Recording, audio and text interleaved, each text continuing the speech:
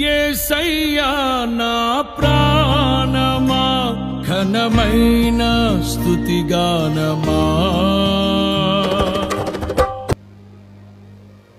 Praise the lord. ప్రభు అయిన యేసుక్రీస్తు నామములో మీ అందరికీ హృదయపూర్వకమైన వందనాలు. Wish you happy new year. క్రీస్తునందు ప్రియులకు నూతన సంవత్సరపు శుభాభివందనాలు మా పరమ యెరూషలేం మినిస్ట్రీస్ ద్వారా మీ అందరికీ తెలియజేస్తున్నాం. మంచిది, గతించిన సంవత్సరం అంతా ఆయన కృపా హస్తములు చాపి మరొక నూతన సంవత్సరాన్ని ప్రభు మనకు అనుగ్రహించిన దేవాది దేవునికే మహిమ కలుగునుగాక. దేవుని మహాకృపను బట్టి ఈ నూతన సంవత్సరము 2025 సంవత్సరములో మరి ఈ మొదటి ప్రారంభములు దేవుడు మనతో ఇస్తున్న వాగ్దాన వాక్యమును మనము ధ్యానించుకుందాం. పరిశుద్ధ గ్రంథములో ఇర్మియా గ్రంథం 31వ అధ్యాయము 31వ వచనాన్ని చదువుతున్నాం. ఇదిగో నేను ఇజ్రాయేలు వారితోనూ యోధా వారితోనూ క్రొత్త నిబంధన చేసిన దినములు వచ్చి ఉన్నవి, ఇదే యెహోవా వాక్కు. చాలా జాగ్రత్తగా ఈ నూతన సంవత్సరంలో నూతనమైన వాగ్దానము ఇజ్రాయేలు అనే వారికి యోధా వారికి క్రొత్త నిబంధన చేయు దినములు వచ్చి ఉన్నవి, ఇదే యెహోవా వాక్కు. ఈ సంవత్సరము పరమ యెరూషలేం మినిస్ట్రీ మరి పరిచర్యలో ప్రభు ఇస్తున్న వాగ్దానం ఏంటంటే, క్రొత్త నిబంధన ఇదిగో ఇచ్చి ఉన్నాను, ఇదే యెహోవా వాక్కు. ఏంటిది ఆ కొత్త నిబంధన? ఎవరిలో నెరవేర్పు జరుగుతుంది? ప్రభు ఇచ్చినటువంటి ఆ క్రొత్త నిబంధన ఏమై ఉన్నదంటే 31వ అధ్యాయంలోనే 33వ వచనాన్ని చదువుతున్నాం. ఈ దినముల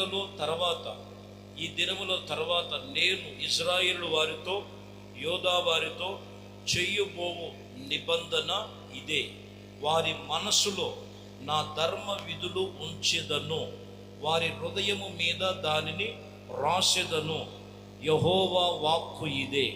ఏంటిదంట? దేవుడు ఒక క్రొత్త నిబంధన ఇదిగో నేను మీకు ఇస్తున్నానంటే వారి మనస్సులో ధర్మ విధులు ఉండాలి, వారి హృదయములో దేవుని వాక్య విధులను రాయబడినట్లుగా ఉండాలి.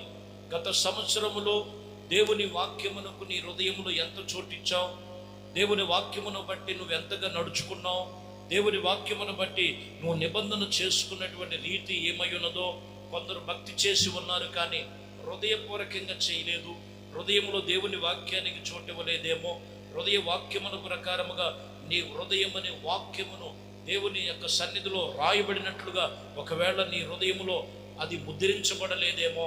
వాక్యం ఈరోజు చెప్తున్నటువంటి మాట, మీ హృదయములో దేవుని వాక్యము ముద్రించబడాలి, మీ హృదయములో దేవుని వాక్యము రాయబడాలి. ఇదే కొత్త నిబంధన నేను మీకు ఈ దినమును ఇచ్చుచున్నానని ప్రభు మాటలు తెలియజేస్తున్నమాట. యెషయా గ్రంథములో 54వ అధ్యాయము 10వ వచనములు మీరు చదివితే, పర్వతములు తొలగిపోయినను మెట్టలు తత్తరిల్లిన నా కృప నిన్ను విడిచిపోదు, సమాధాన విషయములో నా నిబంధన తొలగిపోదు. చూడండి, ఇక్కడ మీరు గమనిస్తే యేసయ్య నిబంధన ఎన్నడూ అది తొలగిపోదు. యేసయ్య నిబంధన ఎప్పుడు కూడా, దేవుని యొక్క నిబంధన ఎప్పుడు కూడా తొలగిపోదని వాక్యం ఇక్కడ తెలియజేస్తున్నమాట. ఒకవేళ పర్వతములు లాంటి మనుషులు తొలగిపోవచ్చు, పర్వతములు లాంటి ఇదిగో అనేకమైనటువంటి పరిస్థితులు, మెట్టలున్నటువంటి పరిస్థితులుగా ఉన్న మనుషులు తొలగిపోయి అక్కడి నుంచి దూరం అయిపోవచ్చేమో, కానీ దేవుడు నిబంధన ఎన్నడూ తొలగిపోదు. దేవుడు ఆశీర్వాదం ఎప్పుడు తొలగిపోదు. దేవుడితో చేసుకున్నటువంటి నువ్వు నిబంధన చేసుకోగలిగితే యెహోవాయే నీ మీద జాలిపడి ఆయన సెలవిస్తున్నటువంటి మాట ఇది. కాబట్టి ప్రియమైన దేవుని బిడ్డలారా, ఇదిగో కొందరు మనుషులను ఆధారం చేసుకున్నటువంటి పరిస్థితులు చాలు గతించిన దినాలలో. ఇదిగో ఈ నూతన సంవత్సరములో ప్రభు వాగ్దానం ఏమై ఉన్నదంటే, క్రొత్త నిబంధన చేసే దినము వచ్చి ఉన్నది, ఇది యెహోవా వాక్ అని చెప్తున్న మాట. ఎప్పుడు అది నెరవేర్పు జరుగుద్దంటే వాక్యం ఇక్కడ తెలియచేస్తున్నటువంటి రీతిని మనం గమనించాలి. ప్రియమైన దేవుని బిడ్డలారా, ఏమై ఉన్నదంటే, ఇదిగో నువ్వు మనుషులు లాంటి కొండల లాంటి మనుషులు కావచ్చు, మెట్టల్లాంటి పరిస్థితుల వైపు నువ్వు చూసి ఉండొచ్చు, కానీ దేవుడు కృప, దేవుడి నిబంధన ఎన్నడూ తొలగిపోదు. రాయబడిన మాటలు చూడండి. ఆ రోజుల్లో నిర్గమకాండములో 13వ అధ్యాయము 22వ వచనములో మనం చదువుతున్నాం. ఆయన పగటి వేళ మేఘ స్తంభములోను, రాత్రి వేళ అగ్ని స్తంభములోను ప్రజల ఎదుట ఆయన తొలగిపోలేదు. చూసారండి, ఇక్కడ మీరు గమనించినట్లయితే ఇజ్రాయేలు ప్రజలు ఐగుప్తి నుంచి ఇదిగో కానాను యాత్రలో వెళుతున్నటువంటి విషయంలో పగటి వేళ ఆయన సన్నిధి తొలగిపోలేదు, రాత్రి వేళ ఆయన సన్నిధి తొలగిపోలేదు. ఈ వాక్యం వింటున్నటువంటి ప్రతి ఒక్కరు కూడా జనవరి ఆ రోజుల్లో 2024 ప్రారంభం నుంచి 2025 ఈ ప్రారంభం వరకు కూడా ఆయన ఎన్నడూ ఆయన నిబంధన మనలో తొలగిపోలేదు. ఈ వాక్యమును బట్టి దేవుని వాక్యం చెప్తున్న మాట, ఇదిగో నీవు దేవునితో నువ్వు ఎక్కడైనా నిబంధన చేసుకున్నది తొలగిపోయావేమో, ఎక్కడైనా దేవునితో నువ్వు చేసుకున్నటువంటి ఒడంబడికను తొలగిపోయావేమో. వాక్యం ఇక్కడ తెలియజేస్తున్నటువంటి విషయంలో ఆయన రాత్రి వేళ తొలగిపోలేదు, పగటి వేళ తొలగిపోలేదు. సంవత్సరాది మొదలుకొని సంవత్సరాంతం వరకు ఆయన కనుదృష్టి నీ మీద ఉన్నది. దేవునికి మహిమ కలుగునుగాక. యెషయా గ్రంథములో 4వ అధ్యాయములో మరి మనం చూస్తే 5వ వచనమును చూస్తే, సియోను కొండలను ప్రతి నివాసముల మీదను దానిని ఉత్సాహంగమైన సంగముల మీదను పగలు మేఘము ఇదిగో ధూపములను, రాత్రి అగ్ని జ్వాలల ప్రకాశమును యెహోవా కలుగు చేసెను. చూడండి, సంగముల మీద, సంఘములో ఉన్నటువంటి ప్రతి ఒక్కరి మీద వాక్యం ఇక్కడ తెలియజేస్తున్నటువంటి మాట, ఇదిగో పగలు ఇదిగో రాత్రియు ఆయన ప్రకాశమానము వెలుగుతూ ఉన్నటువంటి రీతిగా ఆయన కలుగు చేసే దేవుడు. ఈరోజు వాక్యము సెలవిస్తున్నటువంటి విషయంలో మీరు గమనించాలి ప్రియమైన దేవుని బిడ్డలారా. యేసుక్రీస్తు సంఘములకు ఇదిగో ఆ జనవరి మొదలుకొని సంవత్సరాది మొదలుకొని సంవత్సరాంతం వరకు కూడా ఆయన కృపను మనకు అనుగ్రహించాడు. ఆయన కృపలో మనకి ఇదిగో ఆయన వెలుగు మన మీద ప్రకాశింప చేసినట్లుగా రాయబడి ఉన్నది.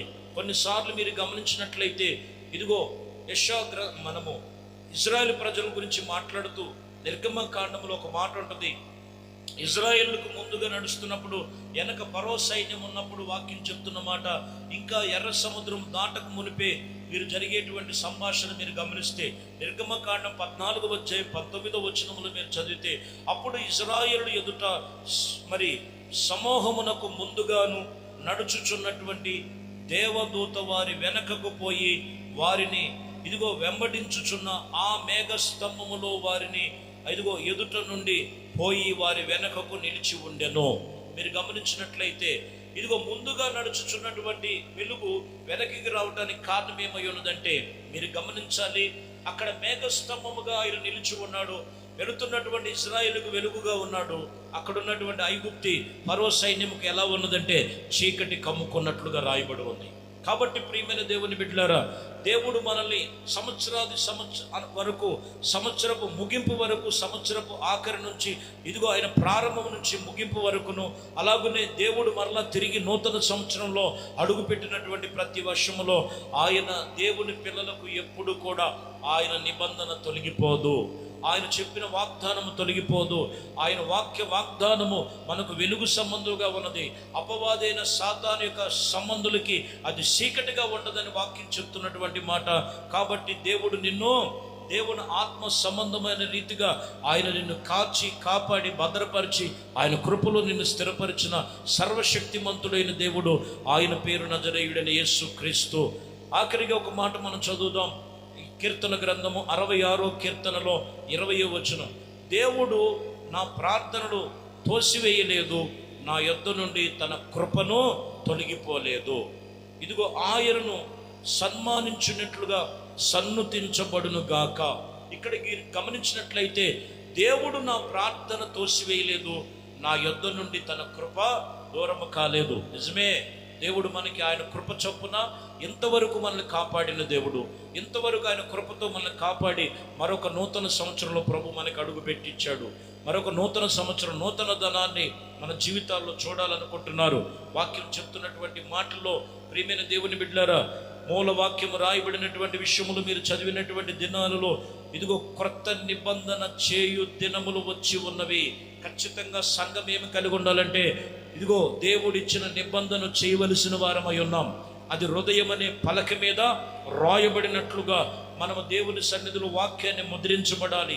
రెండోది, పర్వతముల వంటి మెట్టల వంటి మనుషులు కదిలిపోతారు, కానీ వాళ్ళ మీద కాదు నీ నమ్మకం.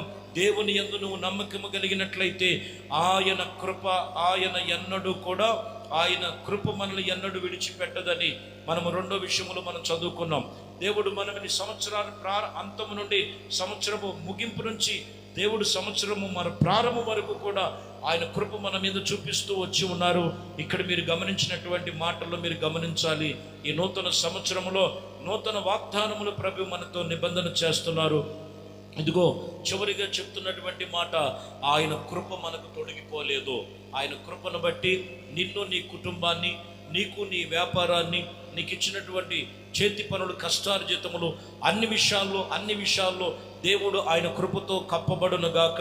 ఈ నూతన నిబంధన మీ జీవితంలో, మీ హృదయంలో ముద్రించబడును గాక. ఆయన కృప సంవత్సరము ప్రారంభం నుంచి ఇదిగో ఈ నూతన సంవత్సరములో ఒక నూతన ధనమైనటువంటి కార్యములు, నూతన ధనమైనటువంటి కార్యక్రమాలు, నూతన ధనమైనటువంటి కృప చేత నీవు, నీ కుటుంబము దీవించి ఆశీర్వదించబడినట్లుగా ప్రతి ఒక్కరు కూడా ఈ నూతన సంవత్సరములో మీకు, మీ కుటుంబానికి దేవుడిస్తున్న వాగ్దానమును బట్టి దేవాది దేవునికి మహిమ కలుగును గాక. అందరము కలిసి ప్రార్థన చేసుకొని కళ్ళు మూసుకొని ప్రార్థనలో ఏకీపిద్దాం. పరిశుద్ధుడా, ప్రేమ కలిగిన తండ్రి, దయగలిగిన మా ప్రభువా, నీ శ్రేష్టమైన పరిశుద్ధ నామమును బట్టి నీకు వేలాది స్తుతులు, స్తోత్రాలు చెల్లిస్తున్నాం. ఇదిగో నైనా ఇర్మియా గ్రంథం 31వ అధ్యాయం 31వ వచనంలో నుంచి వాగ్దానము చేసిన వాక్యమును బట్టి ఒక క్రొత్త నిబంధన నేను ప్రారంభించి ఉన్నాను. అది మీలో నెరవేర్పు జరగాలని మీరు వాక్యము సెలవిచ్చిన ప్రకారము ఆ కొత్త నిబంధన అనేది మా మనసులో ఇదిగోనైనా ధర్మ విధులను ఇదిగో ఉంచుకొని వారి హృదయములో దానిని వ్రాసుకోవాలని ఇదే వాక్కు మీకు తెలియజేస్తున్నానని చెప్తున్నారు ప్రభా. వింటున్న ప్రతి ఒక్కరిలో వాక్యమును విడిచిపెట్టక హృదయమనే పలక మీద రాసుకొని వారి హృదయమును భద్రపరుచుకొని మీ కృపకు ఎక్కడ దూరము కాకుండా మీ కృప వెంబడి కృపలో ఈ పరిచర్యను ఇదిగోనైనా ఈ పరమ యెరూషలేం మినిస్ట్రీ సంఘ పరిచర్యను మీ కృప వాత్సల్యతను బట్టి కృప వెంబడి కృపలో నడిపిస్తున్నందుకు స్తోత్రాలు చెల్లిస్తూ మీ కృపతో నింపినైనా మరి ఇదిగోనైనా ప్రత్యేకముగా ఎంతమంది అయితే ఈ యొక్క వాక్యమును వీక్షిస్తున్న వారి జీవితంలో నూతన కృపలో బలపరచబడును గాక, నూతన కార్యములు జరుగును గాక, నూతనమైనటువంటి జీవితాలు వారి యొక్క జీవితములలో, వారి కుటుంబాలలో ఇప్పుడే వారిలో కలుగును గాక. సమస్తమును మీ చేతులకు అప్పగిస్తూ మహిమ, ఘనత, ప్రభావాలు మీకే పొందుకోమని నజరేయుడైన యేసుక్రీస్తు నామములో ప్రార్థించి వేడుకొనుచున్నాము తండ్రి, ఆమేన్. ప్రభు మిమ్మల్ని దీవించి ఆశీర్వదించును గాక. మీకును, మీ కుటుంబాలకును నూతన సంవత్సరపు శుభాభివందనాలు మా పరమ యెరూషలేం మినిస్ట్రీస్ ద్వారా తెలియజేస్తున్నాం. God bless you.